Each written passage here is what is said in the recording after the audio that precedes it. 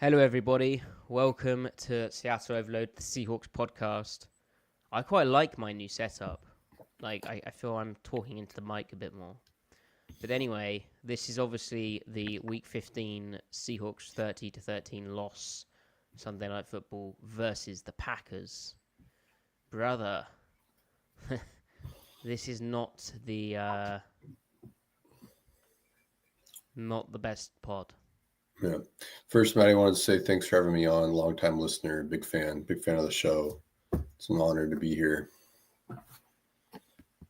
You know what? Sometimes when you're hosting a podcast and it's your pod and you've been doing it for so many years, you have to take a risk on guests. Sure. And I'm anxious to see how you perform tonight. Sure. No, I get it.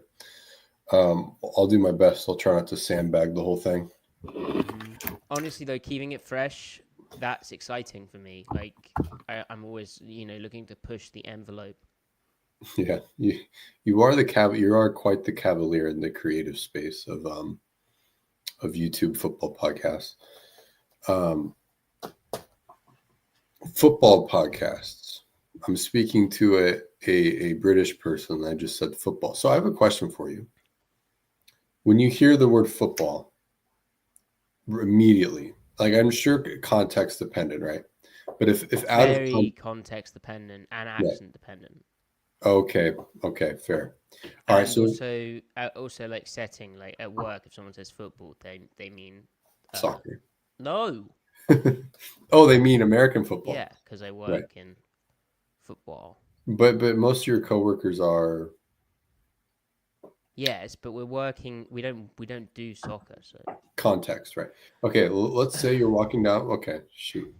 Let's say most of my it's like a 50-50 split between Americans and English as well. Right. Okay. Let's say you're on holiday in. Oh man, I'd love to be on holiday. In shit. How do I? Thailand. Let's say you're in. No. Let's say you're in some neutral water area somewhere on a cruise. And you see the word printed on a piece of paper, football. So you're not hearing for it. instance, You're seeing it. Someone gets thrown overboard. Sure. And it's because they're trying to catch an American football.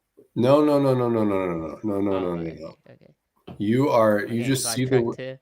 So you're nowhere that is American or British. You're existing in a vacuum, a cultural vacuum. Hey, Griff. People are actually saying my audio is too low because of my new setup. Okay. Should I be quieter? My mic volume is low. See, the thing is, my mic volume's turned up like to 100. One sec. What if we do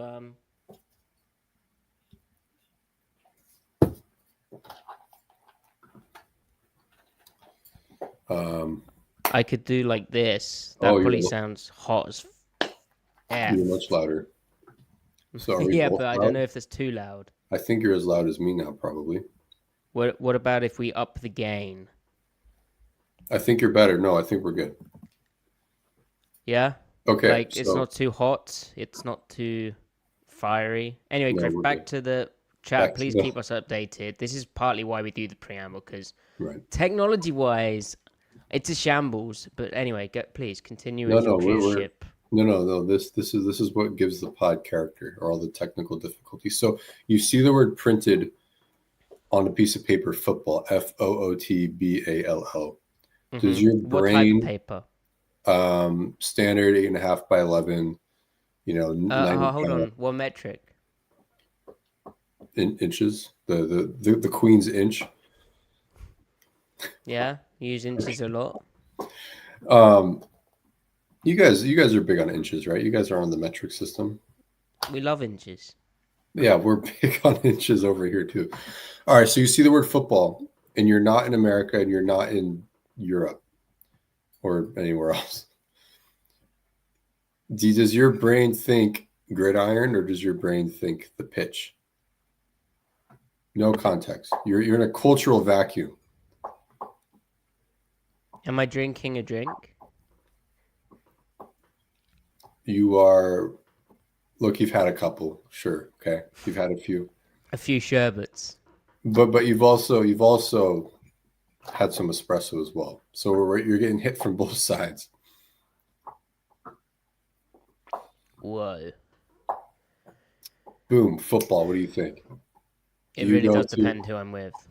Yeah, you're with no one. You're Matty. You are naked and afraid. And I see it in print, like on the paper. You see it in print. You've been airdropped into Barcelona, Spain, but you don't know you're in Barcelona, Spain. You're in an alley. You're in a brick alley. There's bricks everywhere. Okay. There's buildings, nondescript buildings. You don't hear anyone. You don't see anyone. Maybe some traffic. Okay. And then on the wall is written football. In Barcelona? You don't even know you're in Barcelona. I'm just saying. I mean, you've been airdropped in fucking Rio de Janeiro. Oh, well then you'd think. But hold up. But you don't know you're in Rio de Janeiro. Oh, I think you'd know. You're on the Matty. You're on the moon. Against your will, wow. Elon Musk has. Well, we all know who was first to get to the moon. Matty, you're on Mars. Elon Musk said, Matty, get out of here. You're going to Mars. You've been evicted from Earth. And then on the ground, aliens wrote, football was here. What do you think? Oh, what kind of football? American football or everyone else's football? I think I'd probably lean towards the gridiron. Trick question. It was actually Aussie Roos football. You lose. Hit it, Matty. Oh.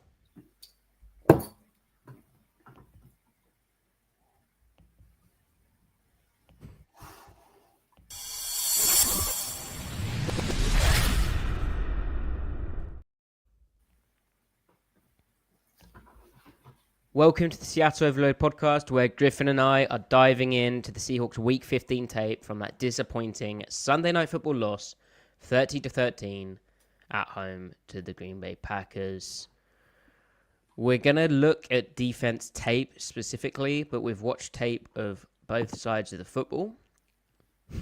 Meaning... Have we? Oh, yeah, I did. Oh, well, few, because I definitely did. It was days ago now. I almost forgot. Wow. You're just so buried in the tape. And Mr. I forgot, but you did definitely do that, Griff. Let's start with the offense. This offense is very uninspiring. Later in the show, Griff, we're going to preview the Minnesota Vikings game. And the contrast between the type of sport Kevin O'Connell's guys are playing and the way that they construct and balance an offense where there are wrinkles and there's creativity and the run action is tied into a lot of the passing game stuff, and their play action is so successful, and they get their receivers nice matchups via condensed splits and bunches and motion and all that type of stuff. Contrasted with what Seattle is right now is grim, but the news that is major news is that Geno Smith seemingly is going to be able to play on Sunday, so we can kind of take the tape from this previous outing prior to his injury as it's stuff we can go off. So yeah, well, I mean, what did you think of this tape? The defensively, it wasn't. No, the offense. Okay, offensively.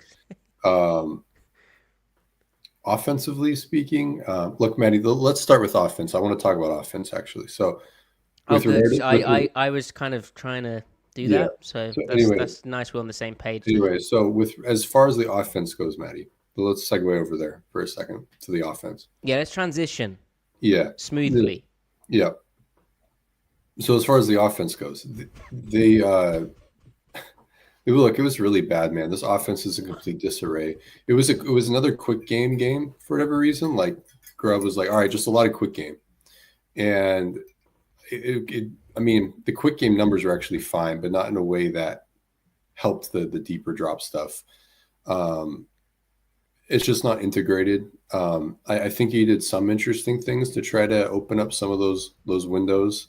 to conflict the underneath defenders horizontally, but he didn't have anything really prepared to really access downfield in a way that his protection could accommodate.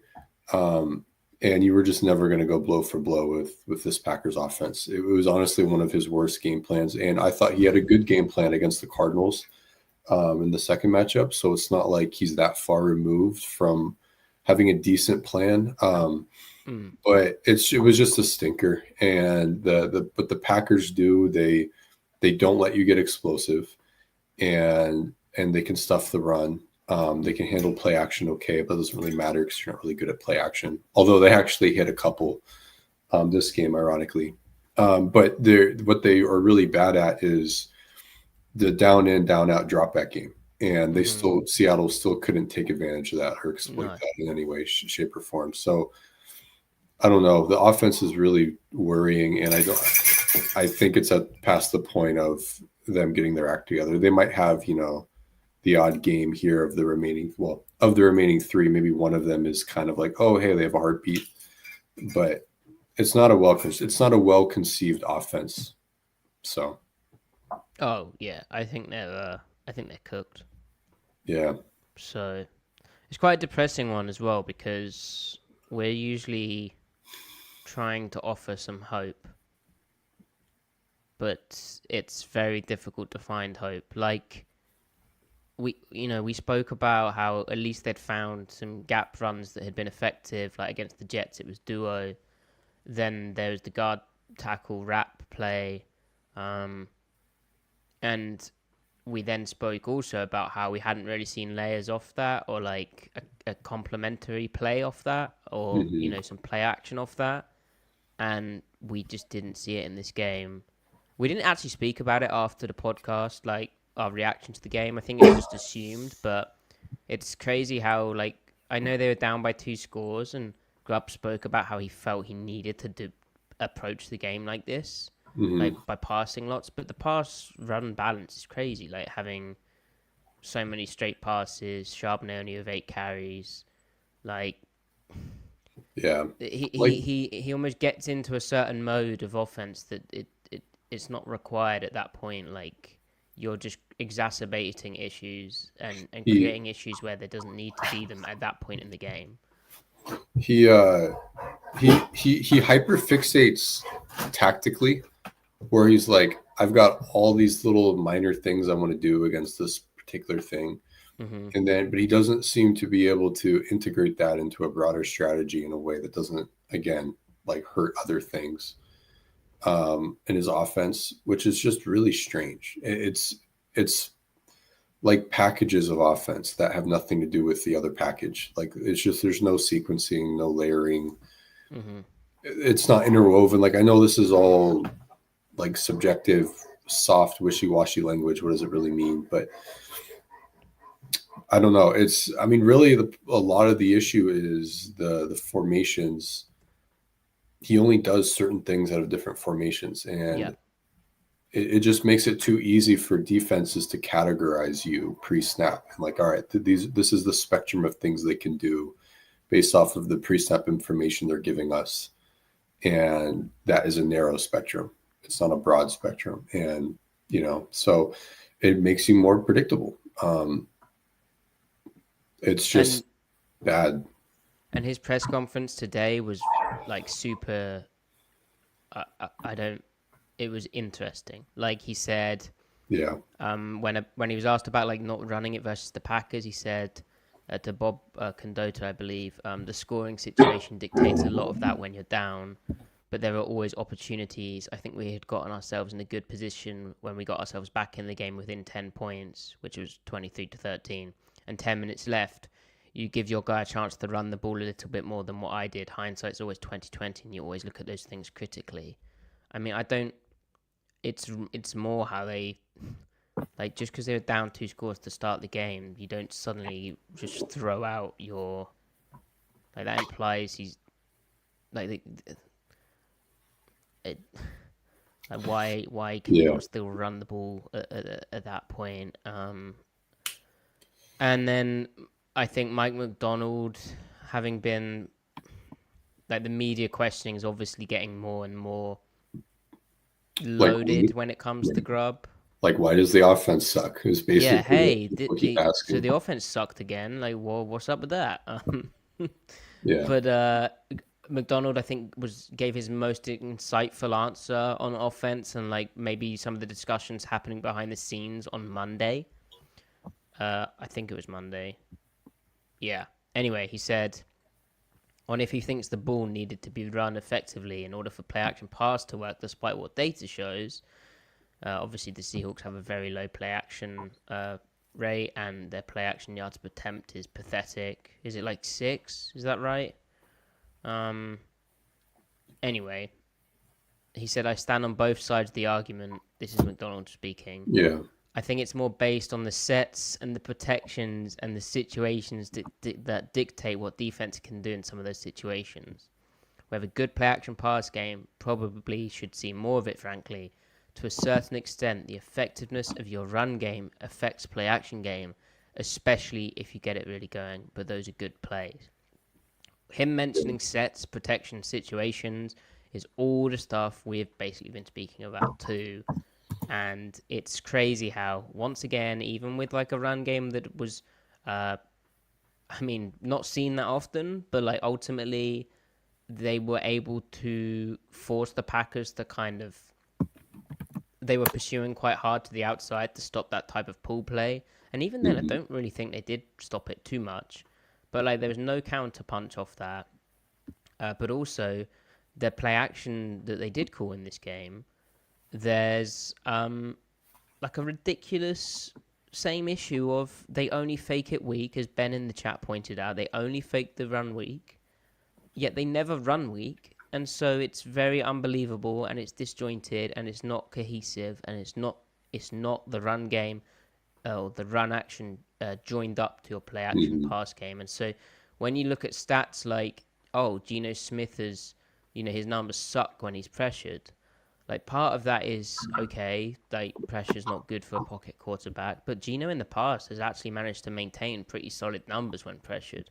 For me, it comes down to a lot of the plays where he's pressured, guys aren't open. Like, so where's the ball going? Like, you're either forcing something, which we've seen maybe twice this season, like some bad forces that have been picked, or you're eating shit. Like you're taking the sack. Or you're throwing the ball away. Like there's nothing there. The play's almost dead on arrival. And I think on those play action failed plays, it's stuff where guys aren't open, and actually while the pass protection has improved, that's also potentially another reason that guys aren't open, because they're not really selling run. They're giving hi-hat reads very quickly. Yeah. But whatever that's the other thing. It's really poorly coached. Even if the play call was say sounder, the details are not coached well because the linemen are, like you said, have come out so high. So there's a few symptoms there, but ultimately, if guys aren't open, that's going to probably lead to pressure, and then that pressure you're not going to get out of in an effect. You're not going to beat. You're not going to, because guys aren't open. So anyway, Griff, anything else on the offense? It's quite a miserable situation. Grubb also said about DK Metcalf, DK is a weapon no matter what. That's the thing. We are lucky that he has such a positive demeanor, and he's a stud just the way he goes about it. When he gets that much attention, it frees up other people to get the ball. At the same time, we're always working to get DK the football. And last week, this was probably the first time after a game. The next day I talked to him, it bothered me, it pissed me off that I couldn't get him the ball more. A guy like that, you've just got to find ways to get him the football. I mean, yeah, the receiver usage is like pretty crazy. The lack of explosives in the offense, it all, how heavy it is to Jackson Smith and Jigba, something on the broadcast Chris Collinsworth was kind of critical about. It all speaks to that kind of formation tail usage, like receiver split tendencies, right? Where they're quite obvious. They lack variety and balance, and it's a problem. Yeah, I don't think DK is being used right, to be honest. And I think a part of how he is how he is being used, again, like you were saying, the predictability is hurting his usage. But even then, I don't think Grubb does a good enough job at. I mean, with DK, because look, DK's route tree is limited, right? But he's good at the routes he does. He's good at the routes that he does run. So the number one thing you're leveraging against the defense is his speed, and they're going to schematically adjust to that. You have to punish them for doing that, even if it's not very exciting. You have to be willing to just take essentially in the underneath what's there. And they don't structure their offense to do that really. They keep running him into the teeth of the defense, expecting something different to happen. He does have some changeups, but those changeups have ran dry. And those changes being like, okay, well, if he's getting double covered, they're gonna cone him with a quarters look. Then yeah, running in and up, that's great. Running out and up. But that only goes so far, and you're not going to be hitting that stuff every game. I mean, look, DK's advanced statistics are the worst of his career, and I don't think he's necessarily playing any better or worse than he always has. I think the rest is just circumstantial. His EPA per target, success rate, catch rate on catchable balls are all down, and it's, I mean, actually they're actually like abysmal. Like an average DK target hurts the offense right now. Not that that's all DK. I mean, it's also Geno stats throwing to DK are bad too, right? Like it was both directions. But I think the nature of the offense is not taking advantage of that that quarterback receiver relationship. So, I mean, there's just so many issues with the offense. I don't even know where to start. I mean, we've covered it all here, but how you unravel it, I really don't know. I think you have to start over, either with a new OC or, I don't know, Grubb starting over and bringing in somebody else to kind of help him out. I don't know. Well, it's like they've done like half the, well, not half, but like they've done a big chunk of what was wrong, and that they found some run concepts that they were having some success with. But then they just move around too much. What do you mean by that? Schematically, they're like, oh, we're going to be over here. Oh, we're going to be over there. Oh, this way. Right. It's not like you look. There was this idea that Waldron didn't move DK around a lot last year. He was in the slot 22% of his snaps. That's pretty high. But Grubb's putting him in the slot like 35% of the time. That's too much. And the reason why that's too much, it's not because DK can't do stuff out of the slot per se. It's because you're taking him out of the perimeter where you can most frequently leverage his speed against the defense, where you're forcing them to play certain coverages. And if they don't, then you get free money down the sideline. But if you do, then you can just throw 5 yards, 6 yards into the flat, make them tackle DK, he falls forward, you pick up 7, 8 yards. The Seahawks were the second best first down passing offense last year for a reason. And it was because they leveraged DK appropriately. That's not there. So when DK is out there and they know they just won't throw the hitch to him or whatever, or a 5 yard in route, they play off. And because then they play off. And when DK's in the slot, like obviously DK can do some stuff from the slot, but he becomes even more limited there. So then it's a very big tendency tell of like, hey, this is probably what the plays are here. Yeah. So it's really, it's not even like, oh, what lines does he draw on the page at any given play call? It's the entire structure. What percentage of the time are you over here? What percentage of the time are you over there? Within that bucket, like forget about the designs. What percentage of those snaps within each bucket are you doing X, Y, and Z? Like you got to start broad. It doesn't matter what the details are at this point. Yeah. And just to finish on one positive, I do like how Grubb has played DK as the X, like the isolated receiver, the last 2 weeks with Jackson Smith and Jigba in the backfield. So when teams like try to cloud DK and they play almost like, the flat corner rerouting DK, the backside curl defender really trying to get in like the dig window and then deep half safety over the top, that creates a big void for Smith and Jigba running just like a little option route out the backfield. That's like a one element of how you can leverage DK's stuff. We've seen it the last 2 weeks. Yeah, but so when you agree with that, but then also when you're when you're hiding your cover 2 shells, right? Mm-hmm. Especially off of a cover 3 look, like you're stemming off of cover 3. Where are the route conversions on the perimeter? Sometimes he's running a hitch into a cloud corner. Who's running the hitch into cloud corner? DK. Oh yeah, no, perimeter. yeah, that's yeah. What are we doing? Like convert that to a fade. I don't know. It's stuff like that, or when you think you might get cover 2, and then it ends up being cover 3 bail. Then I don't know. Sit down and I don't know. So. Oh dear. Yeah. Right then, the defense. So, why did they start Griff the first half so poorly, and then the second half happened? So the Packers are really good, but offenses are realizing that Seattle's folding that nickel in, and that they're getting gapped out from too high. So they're just responding by adding more gaps. So if they present 7 gaps and Seattle has 6 defenders in the box, then you add the nickel, then okay, it's 7 versus 7. They're folding that receiver in if it's 11 personnel, or they're getting into 12 personnel. They're not giving you a 2x2 look. They're forming a trips wing look. They just keep adding more gaps, and they're making you ball fit again. And you're getting into the issues of, it's even with Ernest Jones, it's still really hard to do that from too high.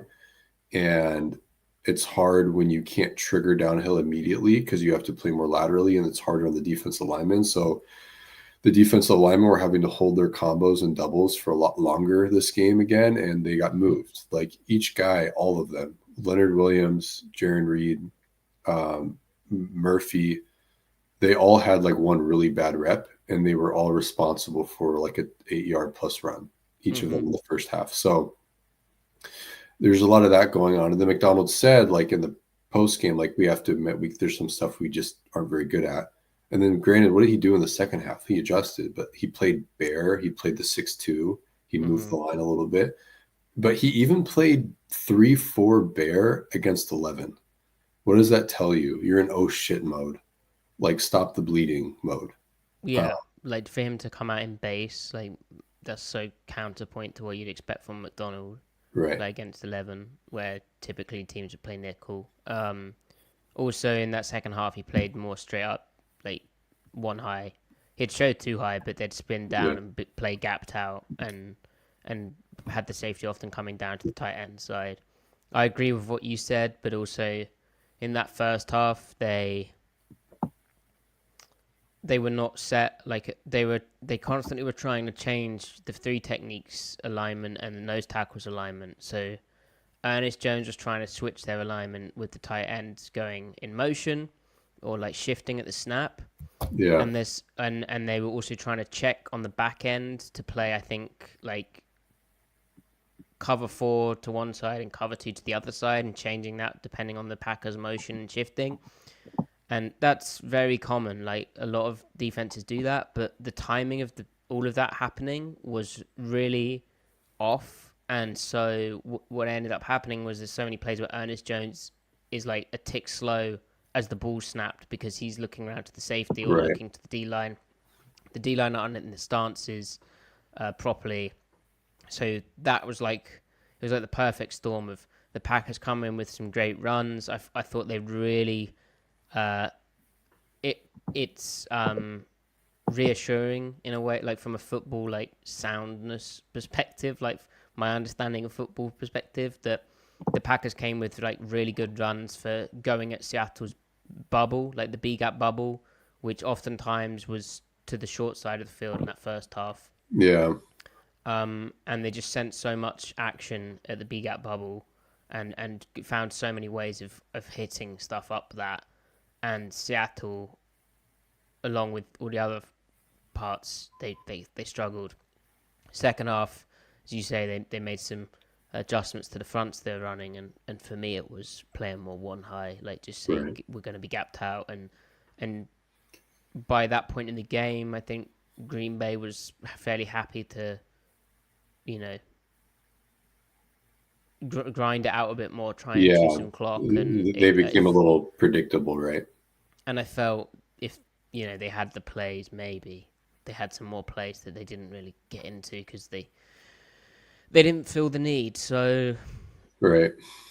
Anyway, so yeah, go ahead. Well, I mean, Mike had to do the break glass in case of emergency type adjustments, right?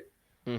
Those aren't sustainable adjustments, or at least he doesn't want to live in that stuff in the first half against certain teams, because that means, you're sacrificing your coverage palette, right? So I think out of his big nickel structure, he's got to commit to more run tools. Like, he needs to build out of that. He needs to just, he probably doesn't have time right now at this point in the season to do a bunch of fancy stuff, but you'd hope in the off season he would just go balls to the wall in terms of I gotta have more than one run stunt. That one thing he does where he moves everyone against the grain, away from the tight end, and the Ernest kind of just ball fit off of it, just go chase the running back, Mm-hmm. He needs to have more than that. He needs to pirate more, and maybe more slot blitzing, more replacement pressures for the sake of the run. So which it would operate like a fire zone blitz if it is a run, placement pressure if it's a pass. But most of his stuff that he does at the line of scrimmage is for the pass sake. I think he's got to bridge the run and the pass a little bit more with his pressure design, because otherwise you can't hold up against the top offenses in the NFC. They have the talent to. If Mike wanted to be a cover 3 team, load the box all day long, he could fit the run against anybody. He has the players for it. It's not like he doesn't have the players. Maybe one or two guys you could nitpick, but he doesn't want to schematically live in that world. And I don't blame him. It's not his stuff. He has other ideas. I get it. But to make that picture work, you have to, you got to push some other buttons. Yeah. And so let's get to a few examples of what he's speaking about. So I believe this is 1st and 10. So I don't know. It is interesting, how the defense started so poorly, just from they're not set at the snap. Ernest Jones mentioned it about mechanics and not having their feet set. And from a preparation standpoint, is McDonald trying to do too much? Does he just need to settle his guys down? Are they too pumped for the game and trying to be too right and messing up as a result? But it's a question, and I'm sure something that the coaching staff and McDonald himself will be looking at. So here there's something on the field that Julian Love throws away, so that's already a thing. They have a motion of this tight end, which you see. So they're in 12, right? Right. So and Seattle's just playing big nickel to that. Mm-hmm. This is on the first drive. So Ernest Jones then resets the line, which that's something. I wonder why they wanted to do it like this. There's a couple of reasons, I guess. But anyway, then this motion, Drift's talking about creating extra gaps. This is now creating a lot of gaps on the field. And you can see there's a couple of things here which end up happening.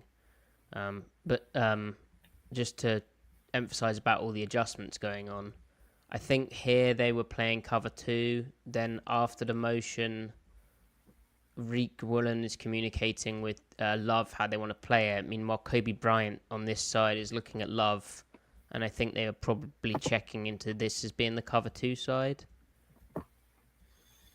But anyway, there's lots of moving parts to what the Packers were doing. Yeah.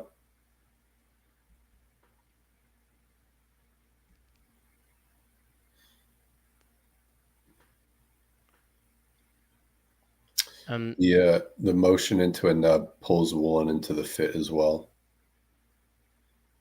Right. So just look, guys, at the gap between when you're just running this front and you're playing this guy's a shade. Like, look at all the uncovered linemen here, and tight end. Like, it's a 3-man surface, and that's a big area. Leonard Williams actually makes an incredible play here. Playing nose tackle. Knight tries to cross face, can't really. Yeah. He's playing A to B. Yeah, so Tyrese Knight's responsibility after the motion is like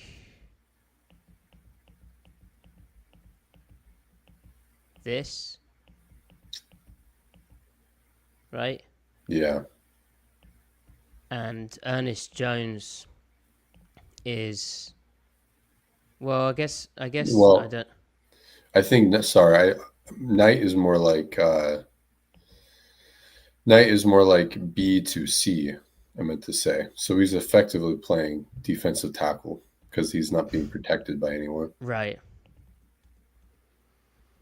Look, he kind of gets in the C, but he can't cross face. And Ernest Jones falls back here and does a good job. He does. I actually watched it back, Griff, and I thought Ernest Jones was better than maybe I initially thought. Stuff that was in between the tackles, he looked pretty good. Stuff outside of the tackles, I think his lack of speed really showed up, and is on the injury report with the knee. And I'm honestly concerned about his long speed. He looked really slow this game. He's on the injury report? Oh, dear. With a knee, and he was in Tennessee and he was in LA. And that's the type of stuff where you wonder why the Rams did move on from him as they did. Right. Okay, so this is 2nd and 7 now. So the Packers really they got in tune with how Seattle was playing, with setting their 3 technique each time. This is just a very tough play to defend for their structure. Like, I think it only goes for 4 yards, so it's the type of fit you take, but it's about as good as you're going to get when the offensive line is a good offensive line.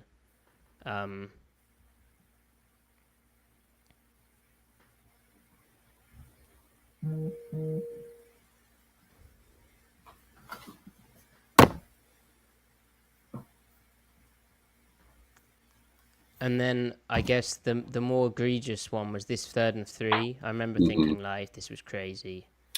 Yeah, I mean you're lining up in a NASCAR front on 3rd and 3. Yeah, you're asking to have the ball run inside zone. And Green Bay RPOs out of this all day long out of that formation. Which is, you can see here, is an attached thing. So if Love hadn't liked that look, he'd have just thrown to the bubble, but he's reading, this guy's basically not in the box, this guy's here, there's this, let's hand the ball off. Yeah. And also 2 high safeties, right? So it was just a bad call to be in. Yeah. Mike probably wants that one back. So let's find a better example of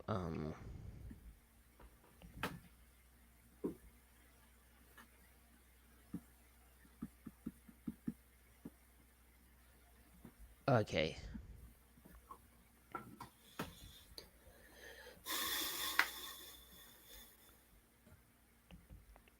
So again, extra gaps, right, Griff?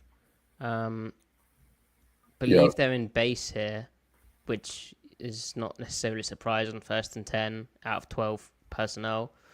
Mm-hmm. But they have a couple of issues. So Leo gets reached here. Yeah. The Packers are really, so he's playing a 5 technique. And they're in this really exaggerated over front.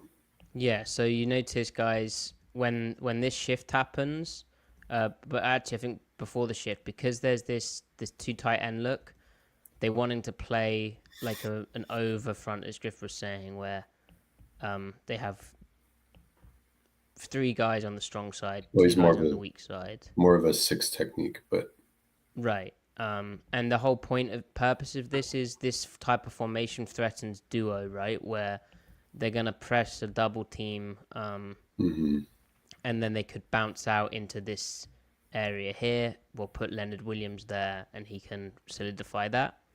But a good counter playoff duo, something you've spoke about before, Griff, is a toss, right? Yeah, toss to the wing. And so,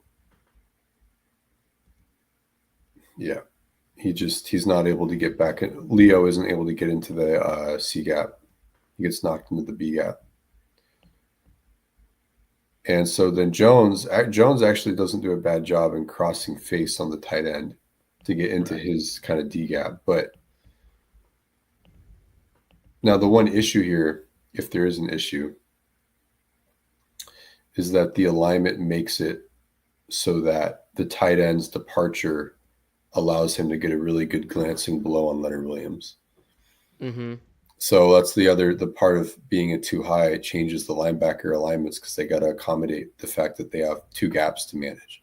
So the initial leverage makes it harder on Williams, and then makes it then harder on Jones because then Jones is just turning back a tight end when there's no one there. So, and against with the run defense improvements, what they had been getting is Leonard Williams in this spot had been being very, very effective at playing, whether it was toss or duo, whatever the run concept, but playing this type of block and winning into that more. This is a very important gap on this play and not getting reached, or being able to play thick and heavy to buy time for this guy to pursue and still then winning into the important gap. Mm-hmm. You also see how the Seahawks aren't saying, hey, we're going to play it gapped out, so the safety has this gap, Williams has this gap, and Jones can play more in this gap to this gap. And so the effect is that Kobe Bryant, once he's read the run, ends up kind of, well, he's not really in it. He's just the second level of the defense.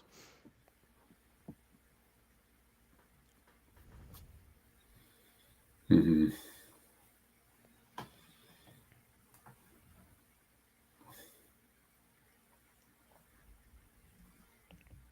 Now,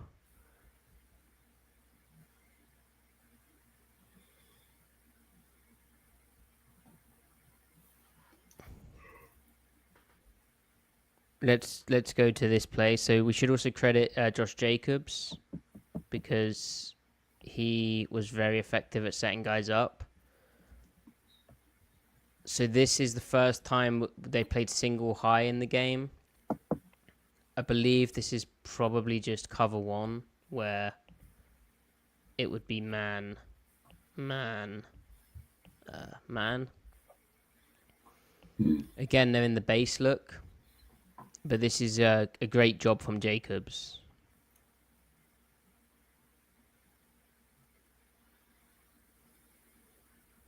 What was the down and distance again on this one?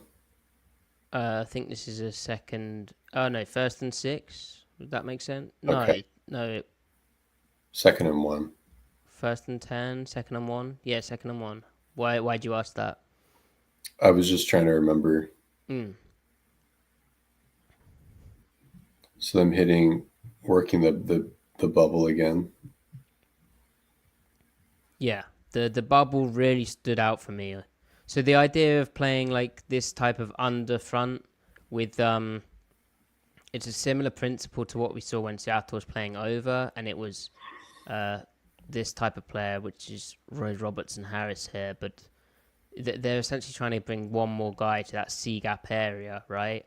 And so what you get when you put a safety down here, although he's not down here, but he's down to the tight end side.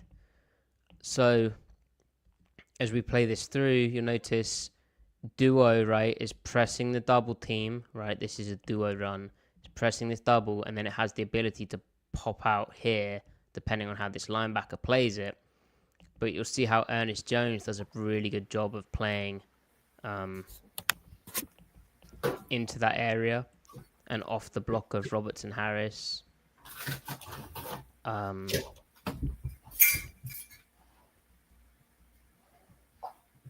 But what ends up happening is Jacobs presses this very well, and he's able to squirt back out into the A gap, which Hankins is playing a combo in it's a very difficult concept, but ultimately he's not able to quite get off that in time. It's not being reached, but it's not getting off the block in time to stop the run hitting like that. And Knight is trying to leverage this as though the guy's gonna maybe he needs to be able to go here, right? Even though they should be gapped out. But if you look how Ernest Jones plays, well, yeah, I didn't really understand. I think Jones is just trying to fit off of Robertson Harris, but yeah, it's like it gets really cloudy in there, so he's going back to the daylight. I don't know why Knight tries to cross space on the center. It just feels a lot of just chasing the running back because they don't need to here. Like you said, they're gapped out.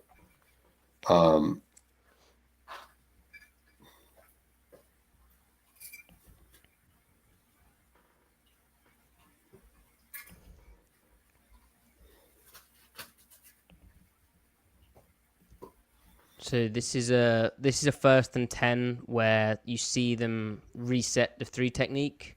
So here's the motion of the tight or the shift of the tight end. So they reset the 3. There's some communication there. Jones telling Knight that to bump along his alignment slightly.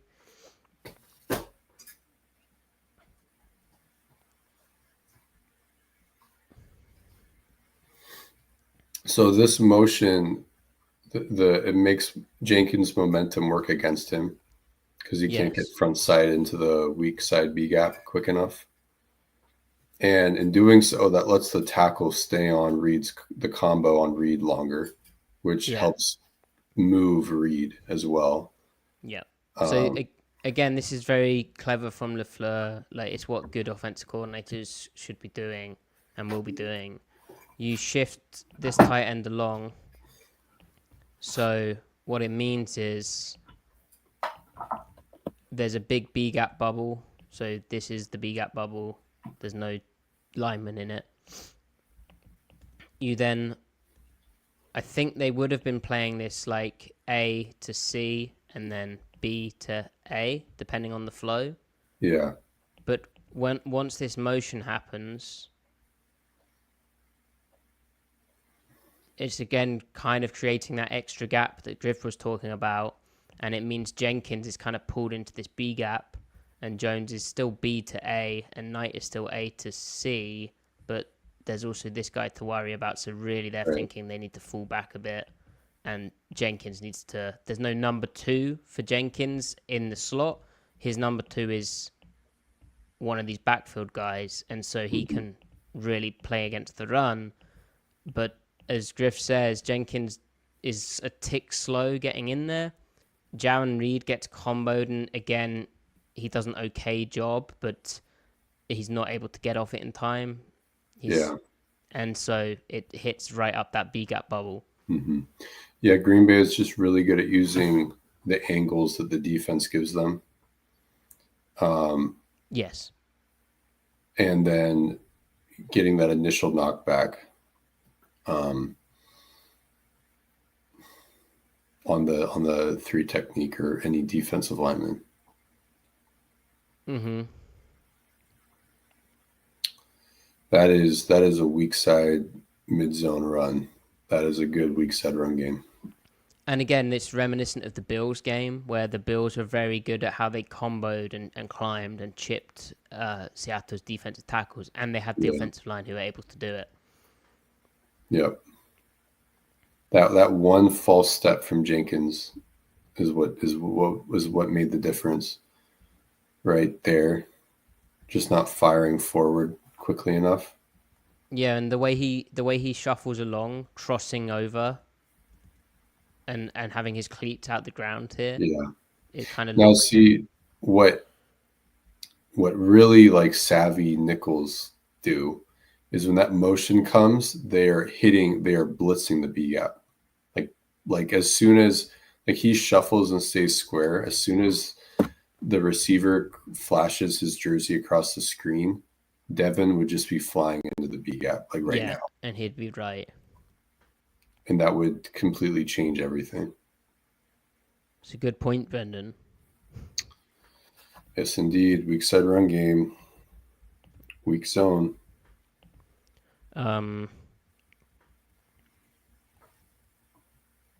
Oh yeah, I wanted to ask about this play for you. This is the next play. So communication from the defense of this guy being off the line, so potential to go back. They actually end up playing cover 3 here. And again, this is a good structural beta, like running toss to the bubble. This was... Go ahead. No, you go ahead. Well, I was just going to say, this was a rough look for Ernest Jones. You think? I mean... Just slow? He's moving slow, man. Like, what's going on?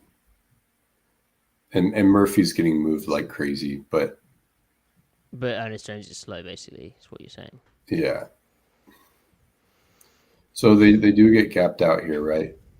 Well, they do, but I actually think this is almost double rotation. It is double rotation. So basically the problem is, as we've spoke about before, this is the gap, right? And it's going over here, and we're in cover 3. So if we go back to the wired copy... And you're okay with double rotation if it's 2 back? A little bit more okay, anyway. Right. But they found the exact run that would exploit it. Yeah. Really, I think Knight needs to just bump along slightly and bump Ernest Jones. Because if you think about what this essentially is at this point, C gap, force off him, B gap, A gap here, right? Or force, lever, spill, lever, or like turn back, run through. And so alignment wise, we need more to be here. We need more to be here in like a 0 or 10. And we need to be more like here. Right, because Love is the A-gap player, the backside A-gap. Right, like the flow that they get here, Love needs to be here, Jones needs to be here, Knight needs to be here, and they're too slow with how they adjust to that type of motion. Because essentially what you're getting here is under front with weak rotation out of big nickel, but that's not what they'd call it in their playbook, but after how the offense shifts, that's basically what happens. And yeah.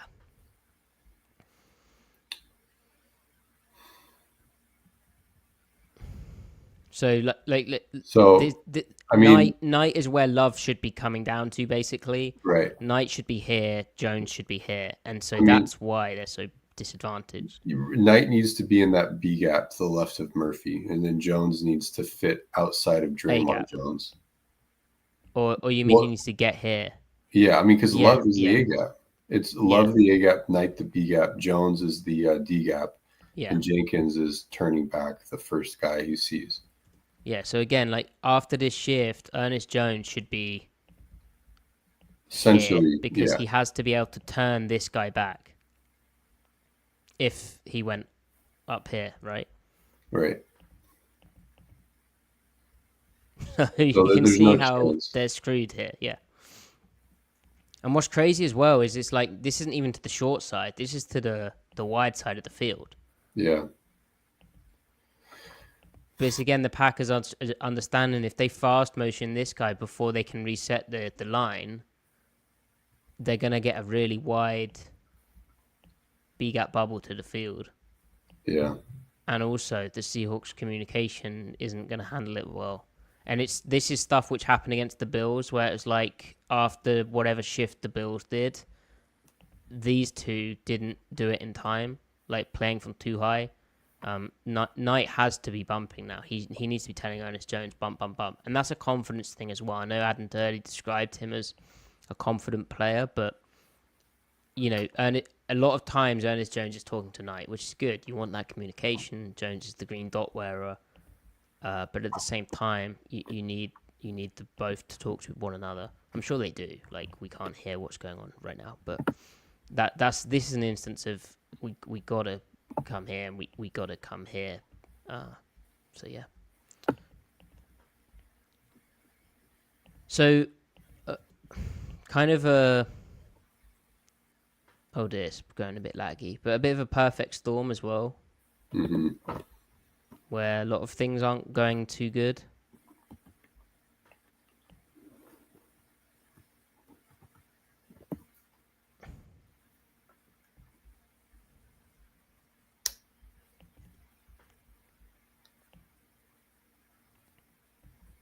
Oh, I've put here as well.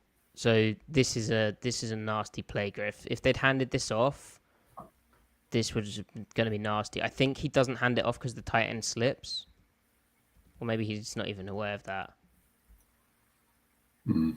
But that's gonna be brutal, right?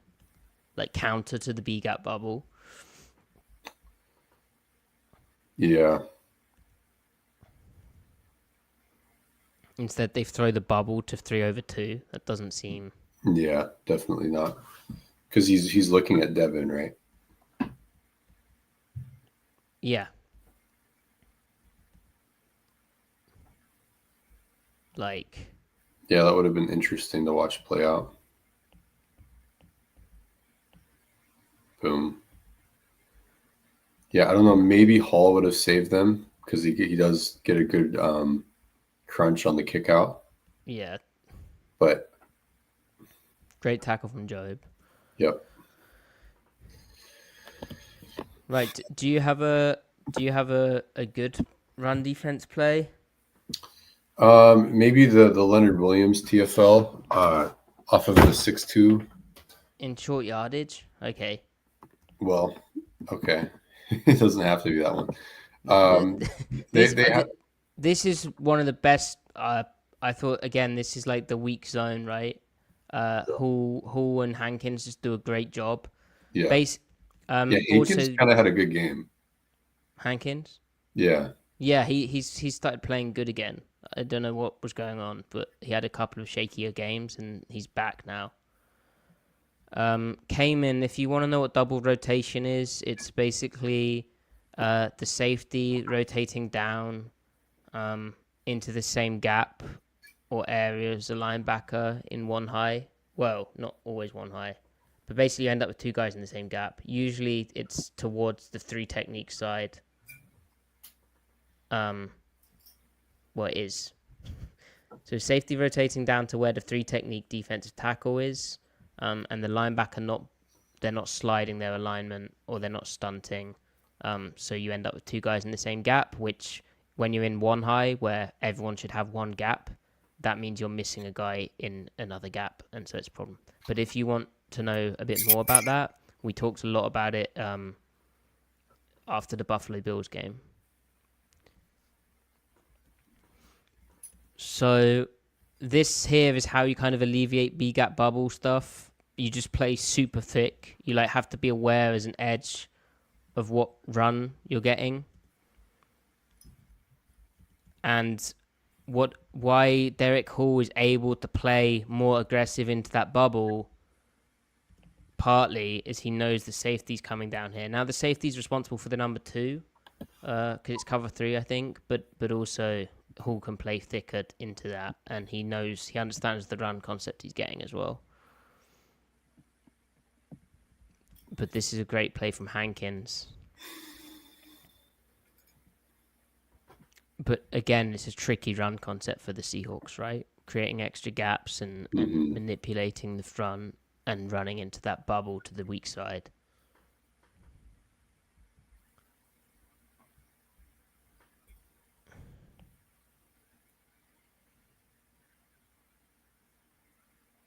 Oh, this is this is one, Griff, that I thought was a bit of a horrid one. Now, it is 2-minute warning type territory, but this stuff drives me crazy. Oh, this one was really bad from Knight. Yeah. So they're rotating the safety down, so they should be playing gapped out. I think it's just cover one, so the safety's read is the tight end because he's in man-to-man with the tight end. It's not double rotation because though the safety is rotating down to the 3 technique side, the linebackers are bumped in their alignment over here. Mm-hmm. So they're A, B, C. It's very 1Y over 1Y. Over zone Y, yeah. Or over, yeah. Over 1Y, yeah. Yeah, sorry, Griff, like you said. Yeah. I forgive you. But just punch your gap, bro. Come downhill, kill it, boom. It's just inside zone, right? So he's the A gap player. Knight 48. You have the A gap, the gap right in front of you. You don't have to worry about anything else in the world right now. That's what Jones is late to come down. Just go kill it. No, they're never gonna play like that. I hate it, man. And this is like the bad run defense parts against the Bills where and just in the season where this should be dead on arrival with the call they have in, but it isn't because it screws out the back door in a way that it should never, right? Because of how Knight did that. And what's also crazy is Maffei kind of took a shot here to like beat this tight end block because he also knows Love's going to make him kind of right. If Maffei hadn't done that's going for even more, because it forces Jacobs to cut up this earlier rather than fully pressing and then where then it's probably a tackle with Bryant. Yeah. So to me, this is like a complete breakdown of the basics of football. And also look how Knight, by working backdoor, look how he screws over Williams because that keeps the guard that keeps the guard on Leo way longer than it needs to. And then Leo could have made the play. If that center releases and he's not able to put as much of his body into Williams, then Williams can just play one-on-one, reestablish himself with the tackle, and get in there as well, and fall on the running back like at the line of scrimmage. So I just don't understand. Football couldn't be more simple right there. That couldn't be a more simple call, and I just don't understand that. I don't know how they're being coached. It makes me think about Oliver Dottie again. I don't love the coaching there. What is the eye progression for the linebackers when they know the safety's coming down to help? I don't know. Yeah, there's like no reason to bull fit how they do here.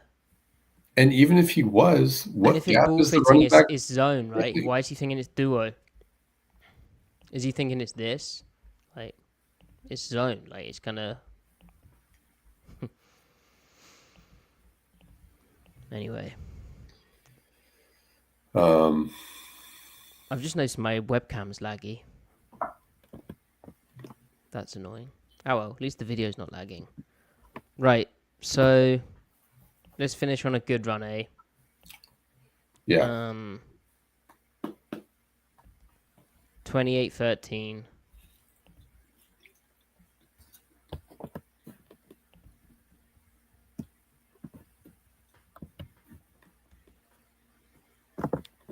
So why does this work? Largely because everyone plays one gap, although actually Leonard Williams doesn't really. He makes a great play, but it's just under 1Y. So A, B, C, D, tight end in man, and then a guy out here.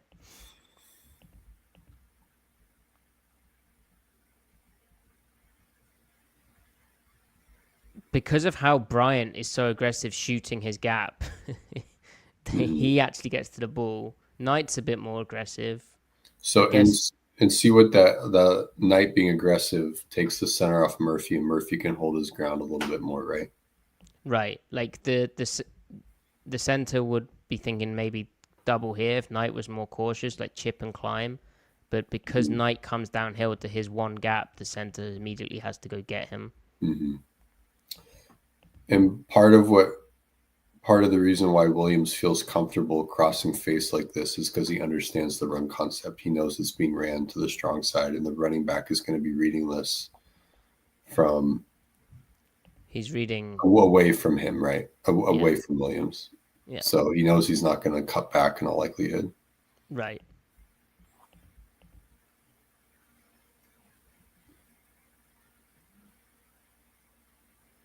Yeah, good play from Kobe. So this is kind of what he did. Like whether it was over or under, he would spin a safety down, and play one high, more like gapped out stuff. And the linebackers obviously improved. Like here's another example, but with the over front. So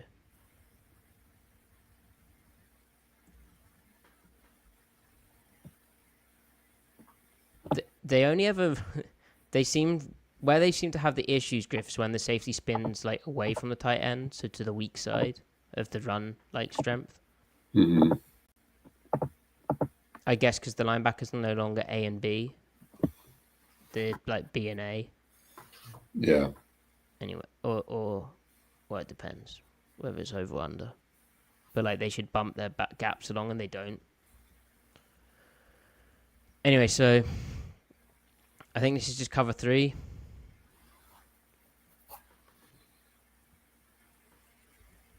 Now we have over zone wide, Griff. So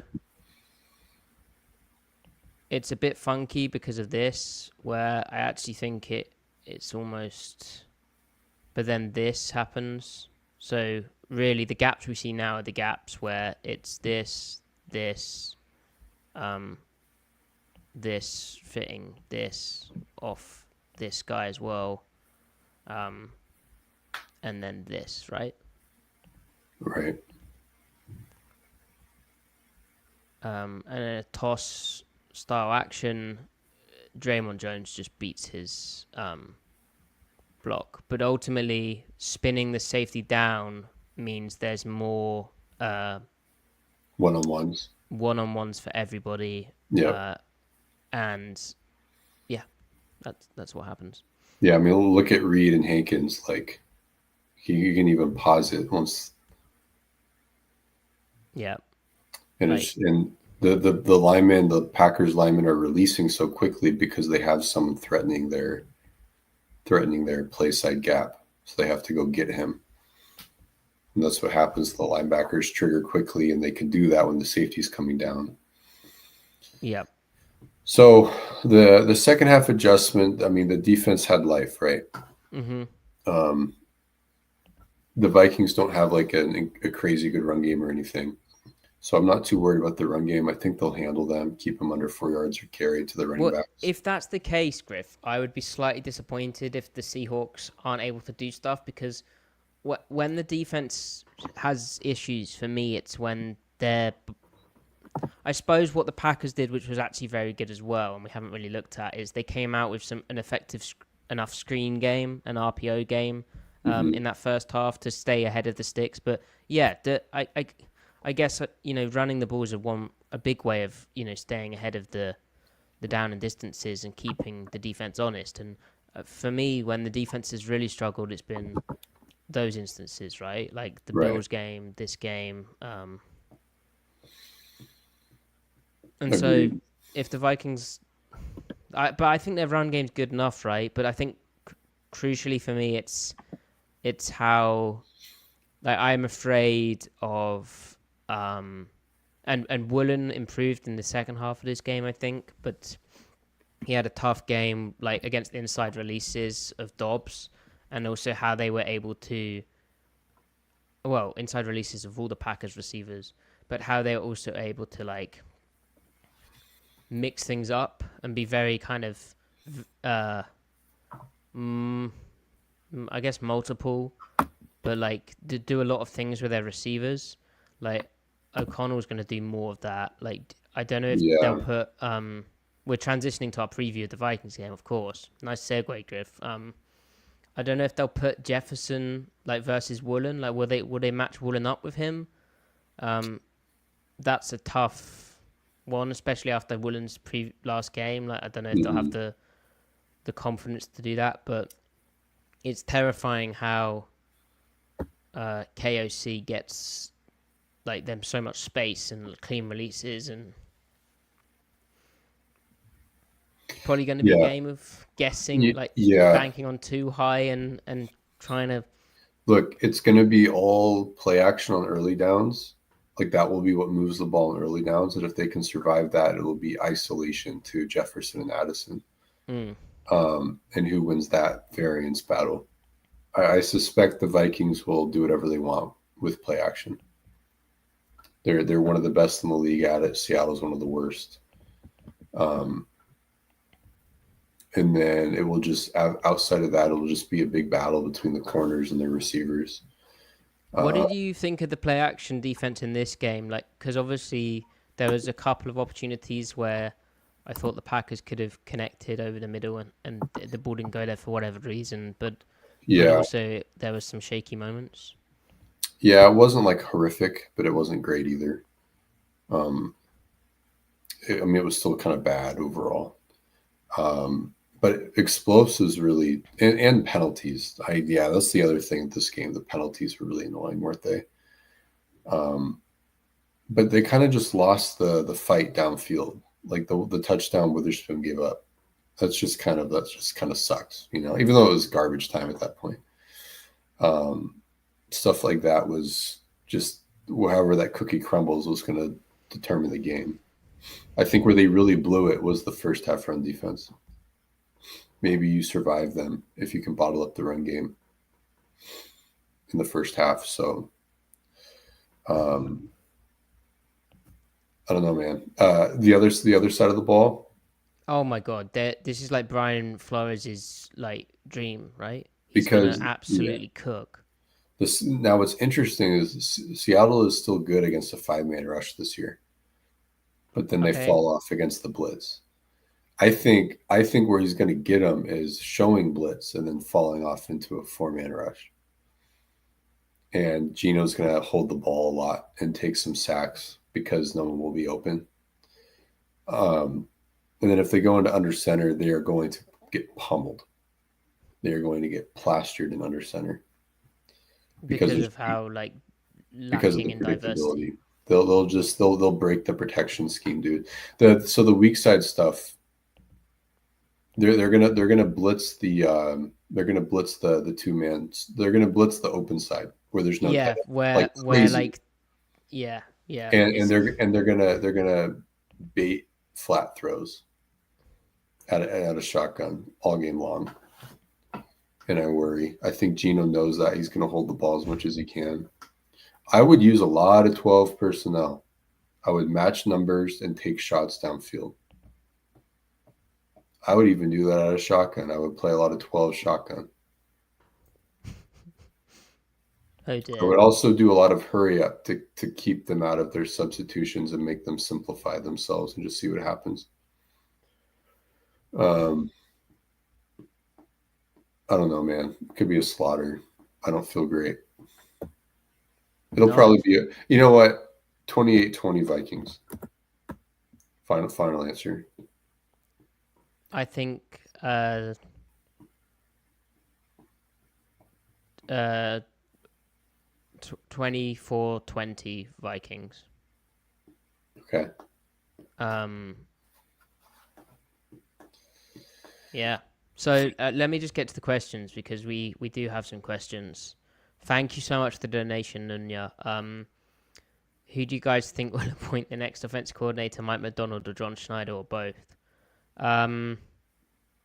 Both. I think McDonald. I think like the understanding of the timeline with Grubb is that, like my understanding is that, the way that the process happened, Grubb was available when maybe other candidates weren't. Just with how McDonald was hired relatively late and how the NFL hiring cycles work. And I also think they had to have contingency plans in place, and Grubb was kind of the right guy at the time, but maybe if it all happened a bit quicker, they might have gone a different direction.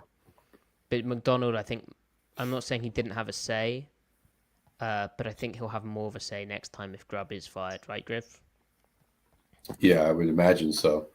Because like you were saying, it didn't seem like it was that much of a partnership going after OCs last year, just because McDonald was trying to onboard everything else. So there was that rumor that McDonald did have interest in Arthur Smith. Frank Smith was a guy that seemed to stick around during the hiring process. So I imagine they'll go back to the well on some of the names they missed out on. Mm-hmm.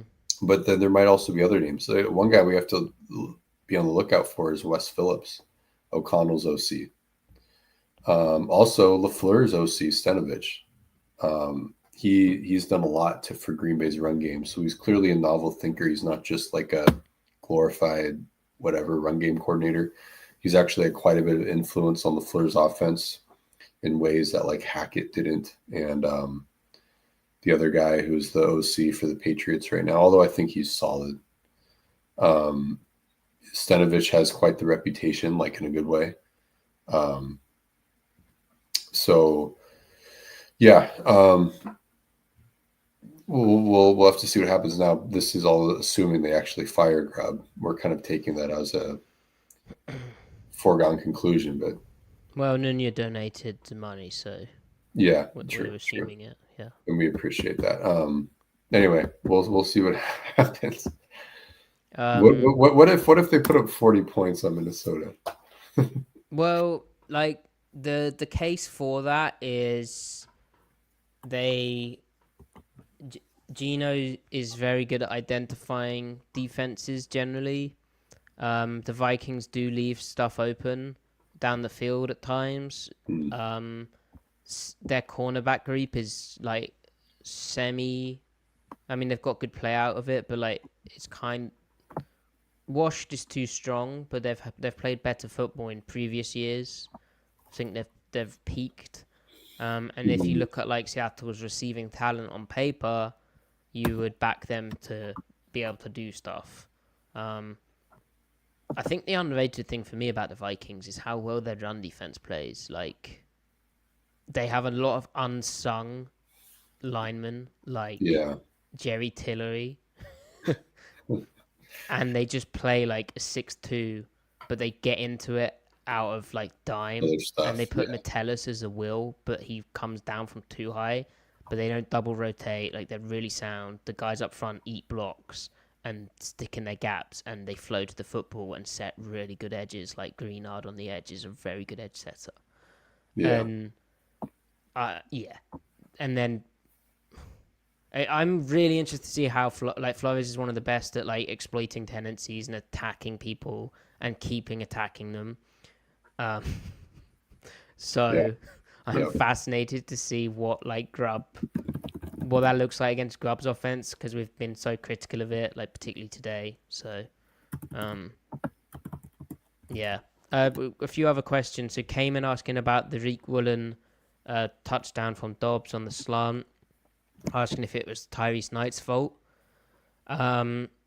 It's not really a fault thing.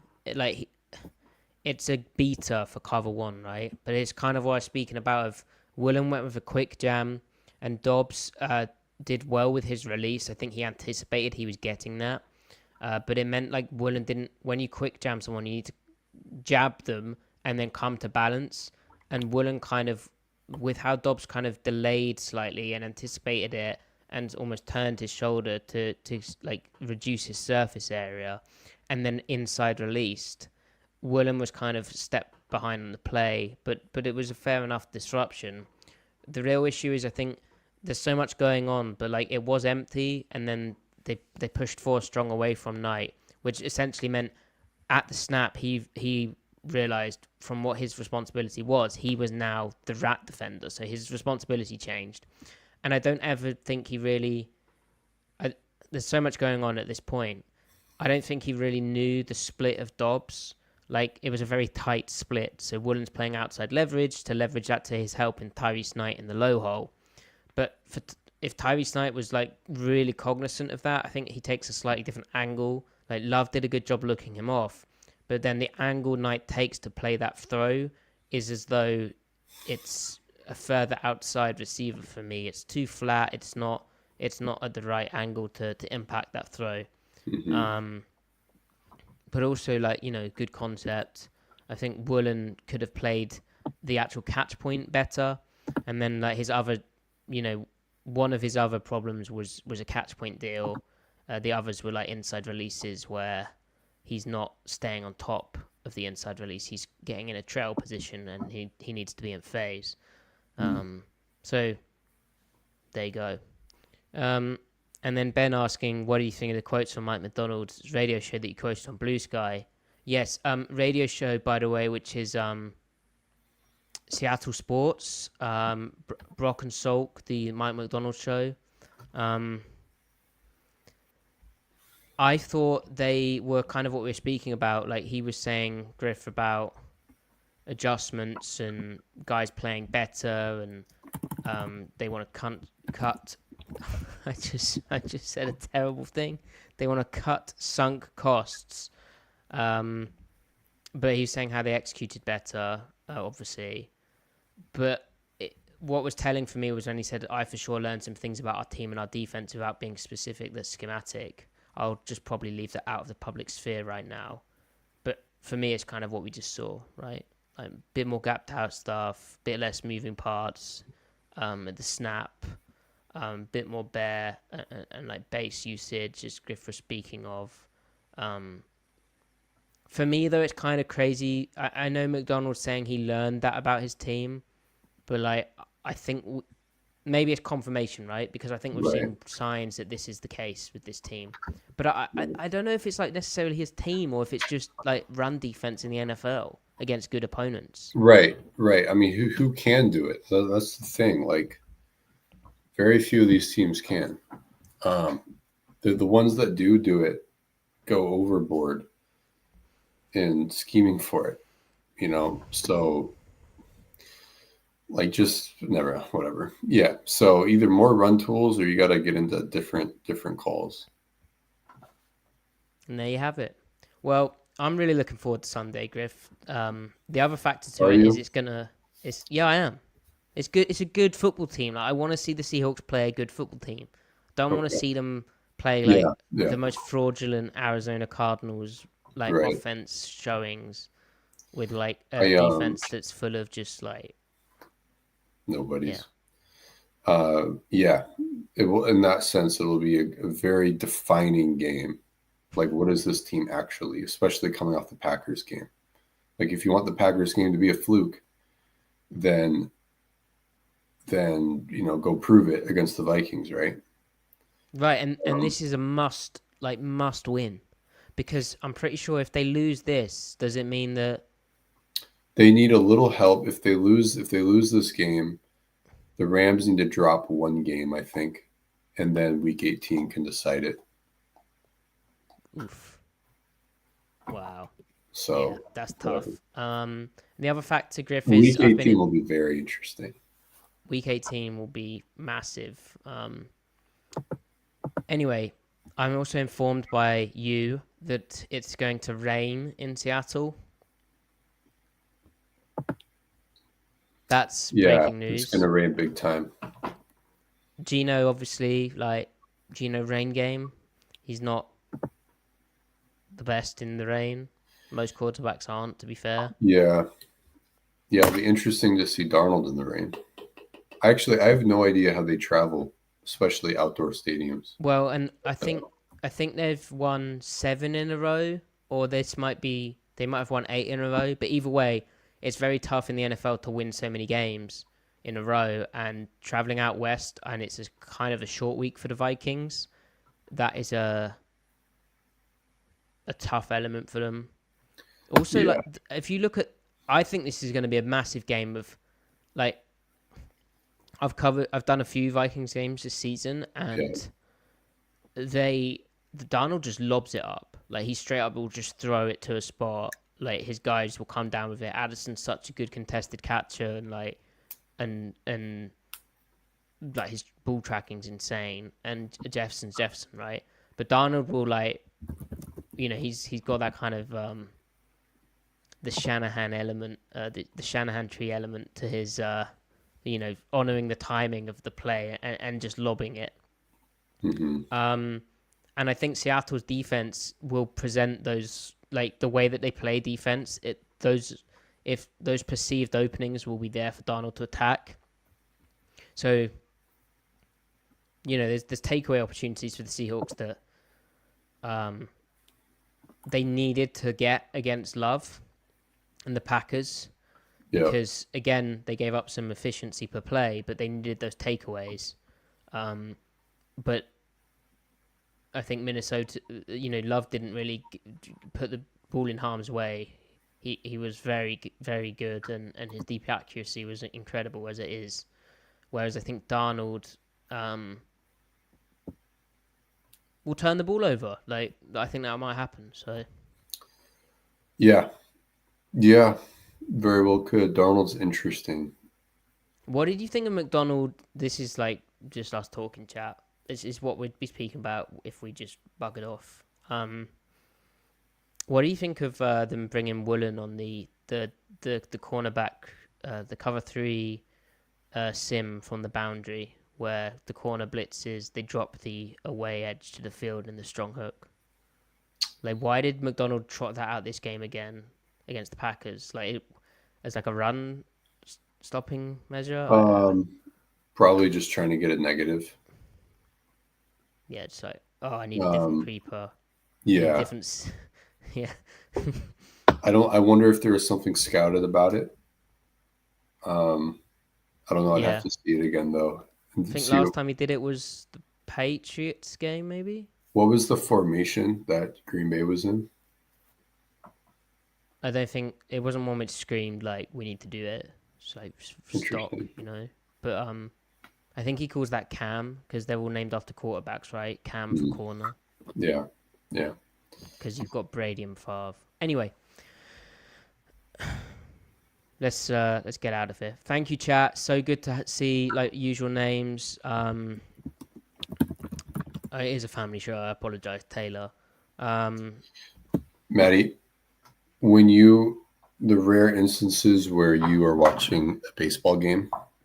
Oh, rare. Do you see the pitcher and think, oh, that's the bowler? Or do you? Yeah, I'm like, do a googly. No, okay. I'm showing my ignorance. What is it? You are. Is that a type of pitch in cricket? A type of bowl. Type of bowl, excuse me. So is it a type of delivery? Actually, they don't call it bowl. They call it a ball. Or delivery is a good one, yeah. A bowler. Okay, interesting. Like, he's threw a nasty googly there. And so what is a googly? He's bowled a nasty googly. A googly? Yeah. Find out. So, Matty, you are airdropped into the middle of the Atlantic Ocean. I'm just kidding.